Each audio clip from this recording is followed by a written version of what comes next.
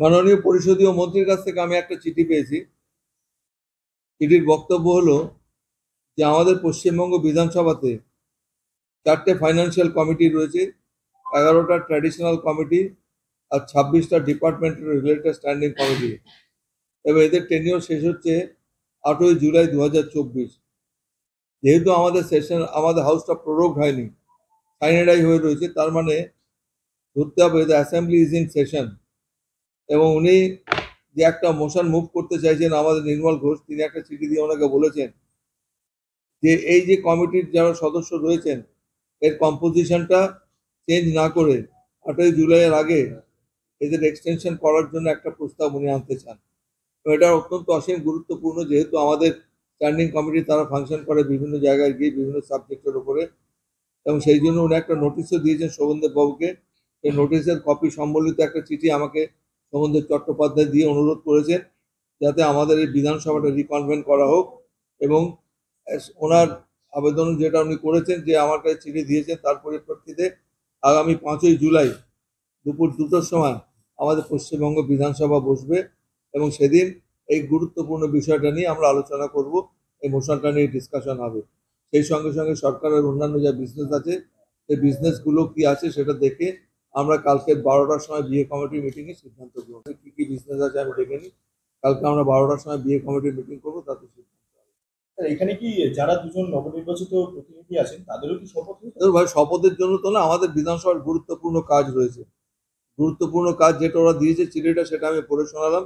এটা অত্যন্ত গুরুত্বপূর্ণ যে স্ট্যান্ডিং কমিটির মেম্বাররা তারা ফাংশন করতে পারবেন 8 তারিখের পরে যদি এক্সটেনশন দেওয়া না হয়।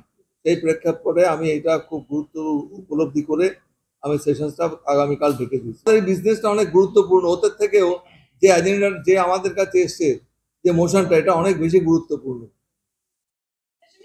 ওর তো নয় আজ নয় কাল হতেই হবে।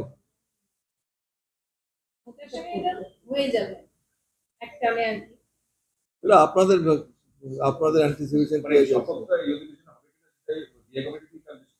কালকে আমরা বই কমিটির আলোচনায় বসবো, আমাদের কতগুলো কনভেনশনালি কতগুলো জিনিস হয় সেগুলো আমরা আলোচনা করবো। বিশেষ করে এটা নিয়ে তো গুরুত্বপূর্ণ ব্যাপার।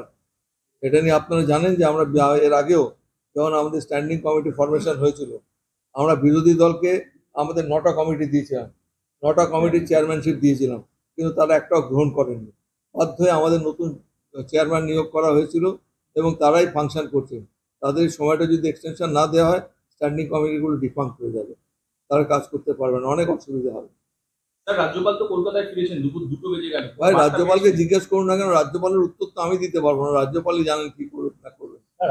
কাগজে না, ওর কোনো বার্তা দেয়নি। অন দি কন্ট্রারি, কাগজপত্র দেখতে পাচ্ছি উনি একটা মামলা করেছেন। তিনি মামলা করেছেন আমাদের যে দুজন নবনির্বাচিত সদস্য রয়েছে তাদের নামে কেন মামলা করেছেন। আমি তো জানি না এটা কি দাঁড়াচ্ছে, ব্যাপারটা আমি কিছু বুঝতে পারছি না।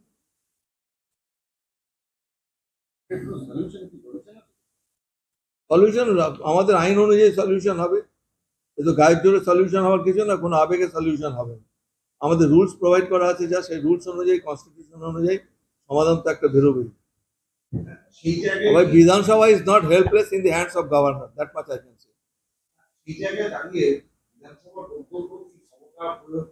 সেটা কালকেই শুনতে পাবেন, অধৈর্য হলে হবে না, বলছি তো, ওয়েট ফর টুমরো। সাডেনলি যদি কেউ মনে থাকে যে আমরা অসহায় হয়ে গেছি, তার ভুল ধারণা। রাজ্যপালকে কি শেষ কোনো চিঠি দেবেন শেষবারের জন্য, যে কি করবো না করবো সেটা আপনাদের মিডিয়াকে জানিয়ে করবো না তো, সেটা আমার যা সিদ্ধান্ত নেওয়ার নেব। It's not meant for media. কি করবেন আপনি, কি বলবেন না বলবেন সেটা আপনার ব্যাপার। এই ব্যাপারে না, আপনি কি বলবেন না বলবেন এটা আপনার ব্যাপার। আমি যা বললাম আমার কথায়, আমি I stand to my words, what I have said.